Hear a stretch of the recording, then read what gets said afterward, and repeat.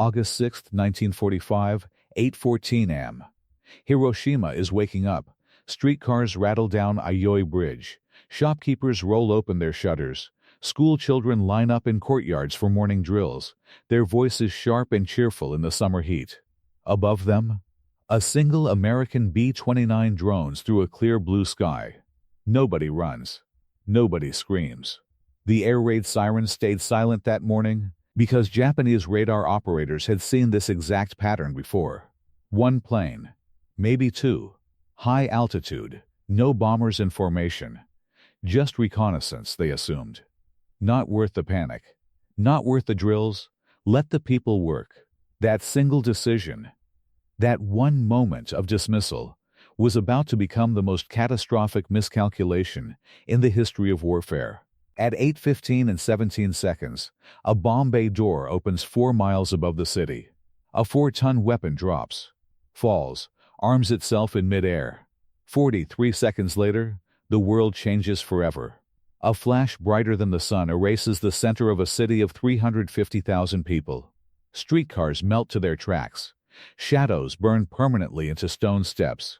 The last silhouettes of human beings who simply ceased to exist.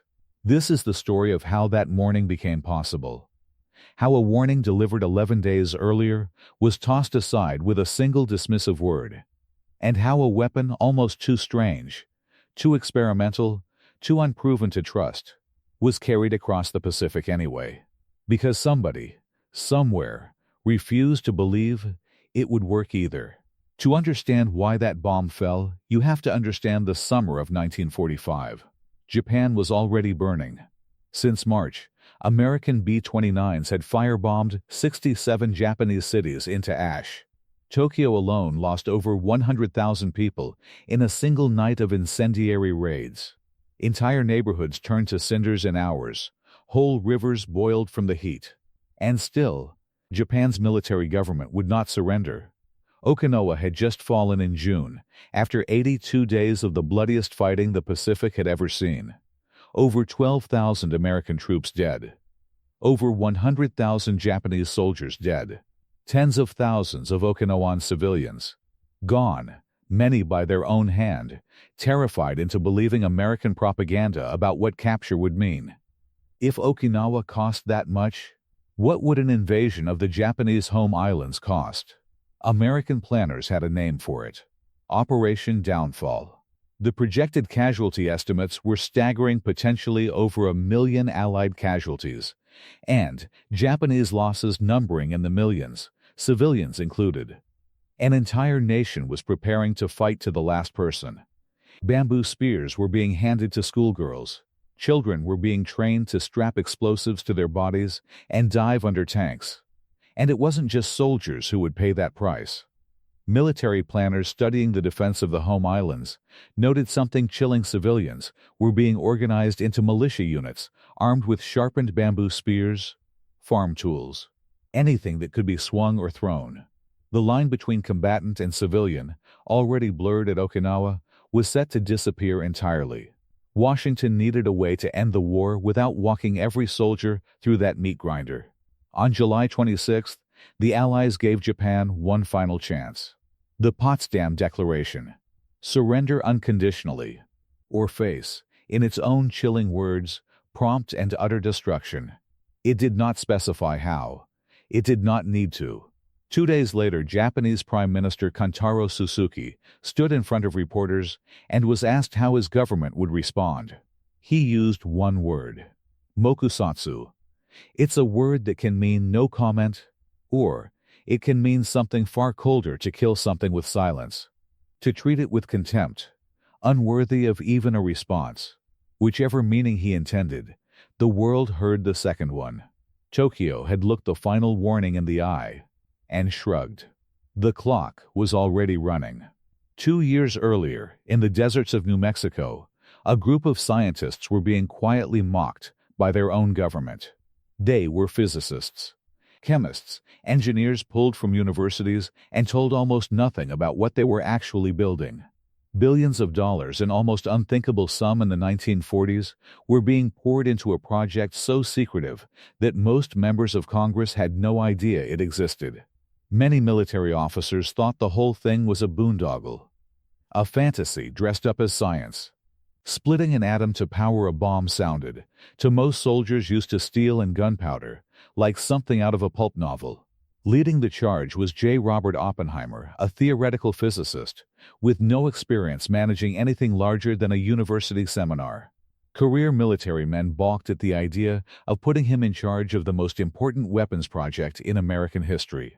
He was an academic, a thinker, not a builder, not a soldier. They gave him the job anyway, because nobody else would touch it. For 2 years, Oppenheimer's team worked inside a hidden desert town that did not officially exist. They were racing against an invisible deadline, gambling that a weapon that had never once been successfully tested would work exactly once, over enemy soil, with no second chances. On July 16, 1945, just 10 days before the Potsdam ultimatum, they finally tested it. The Trinity test, in the New Mexico desert, at 5:29 in the morning. The explosion was so bright, it was seen from over 200 miles away. So powerful it turned the desert sand beneath it into glass. Observers, hardened military men who had seen combat, described being physically shaken by what they witnessed, some too stunned to speak. It worked. But even then, half the team wasn't sure the other design would. Because Hiroshima's bomb wasn't going to use the same mechanism as the one tested in the desert. It was going to use something even stranger.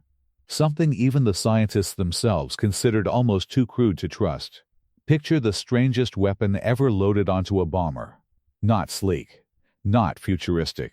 A crude steel tube, roughly the length of a small car, painted matte black, nicknamed with almost cartoonish innocence. Little boy. Here's the part that sounds almost too simple to be true. Inside that tube sat 2 separate chunks of uranium-235. Neither piece, on its own, could do anything. Just inert metal. You could hold one in your hands and feel nothing but its weight.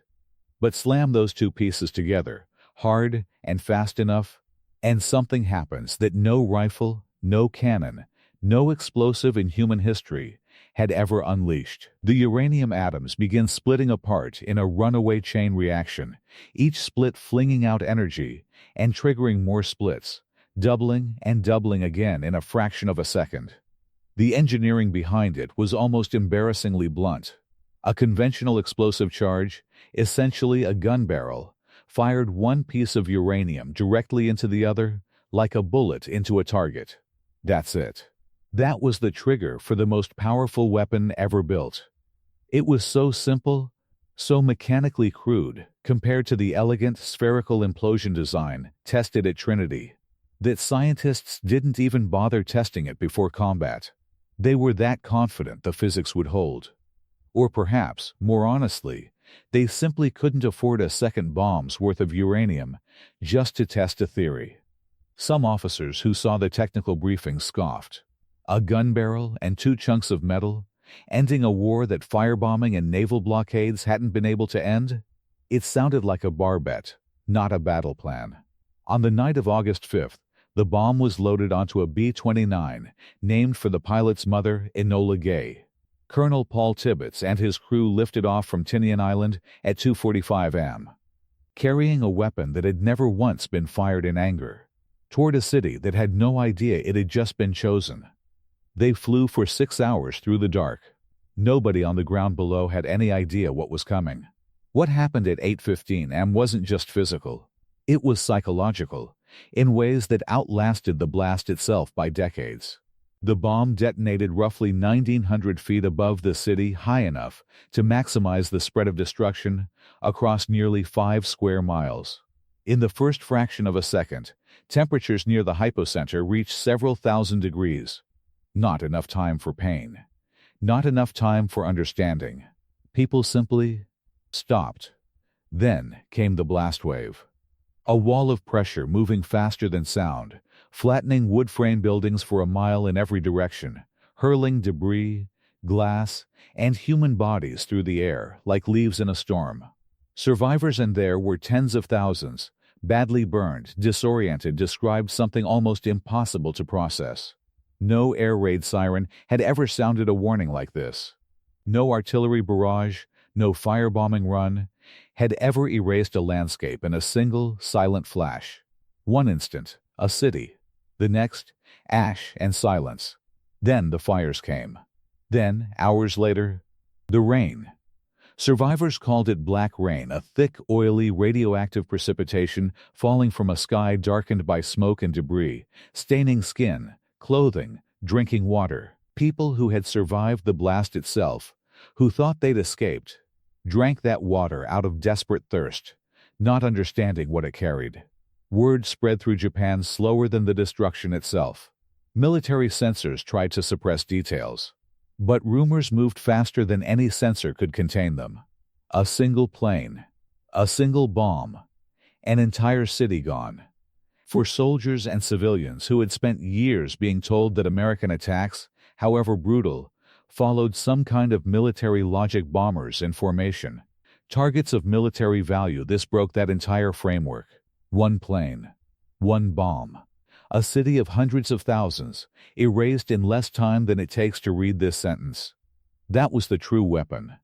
Not just the blast radius, but the unraveling of every assumption Japan's military leadership had built their resistance on. If a single aircraft, previously dismissed as harmless reconnaissance, could do this, how could any city, any army, ever feel safe again? Here is where the tragedy compounds. Even after Hiroshima, even after an entire city vanished in a single flash, Japan's Supreme War Council did not immediately surrender. They convened. They argued. Some ministers pushed for peace. Others, still gripped by the same arrogance that had produced mokusatsu 11 days earlier, argued that this was likely a one-off weapon. A stunt. Surely America didn't have another one. Surely national honor demanded they hold the line just a little longer and negotiate from strength rather than surrender in humiliation. That hesitation, that refusal to fully absorb what had just happened, bought exactly 3 more days.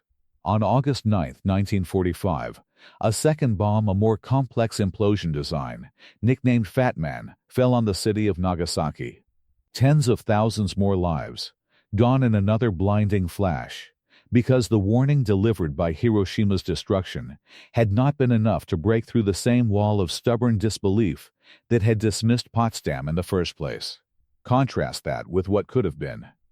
Imagine a Japanese leadership that had treated the Potsdam Declaration not with contemptuous silence, but with the seriousness a warning like that demanded. Imagine a government willing to act on the first bomb's message instead of gambling that lightning wouldn't strike twice. Nagasaki did not have to happen. It happened because the same arrogance that dismissed a diplomatic warning on July 28 dismissed a nuclear one on August 6. Historians have debated it for 80 years, since how many of those 3 days were spent in genuine deliberation, and how many were spent simply refusing to believe the scale of what had already occurred.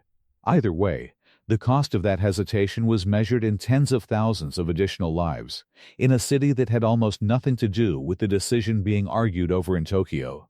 6 days after Nagasaki, on August 15th, Emperor Hirohito's voice was broadcast to the Japanese public for the first time in history, announcing Japan's surrender. Millions of ordinary citizens heard their emperor's voice for the very first time, delivering the news that the war their leaders had refused to end was finally, unconditionally, over. 2 cities had to be sacrificed to teach a lesson that one warning, one word mokusatsu, had already tried to prevent. Go back, one final time, to that quiet morning, to streetcars rattling down Aoi Bridge, to shopkeepers rolling open their shutters, to a single aircraft drifting silently across a clear summer sky, dismissed by radar operators as nothing worth the alarm. That decision, the choice to stay silent, to assume, to underestimate what a lone plane could carry, echoes everything that came before it. A prime minister's dismissive word to the foreign press. A military command that scoffed at scientists and their strange desert experiment. Officers who laughed at a crude steel tube nicknamed like a child's toy. Certain it couldn't possibly end a war that bombs and blockades hadn't. Every layer of this story is the same story, told again and again. A warning delivered, a warning ignored, and a price paid in full by people who never got to make the choice themselves. Oppenheimer's team of underdog scientists, mocked as academics playing with theory, built something no one believed could work outside a laboratory. Tokyo's leadership, certain in their own strength, believed nothing could break their resolve. Both were proven catastrophically wrong in the same 6-day span in August of 1945. The sirens that stayed silent that morning over Hiroshima were never really about radar or reconnaissance planes or protocol. They were the sound of a warning, simply not being believed, until it was far, far too late.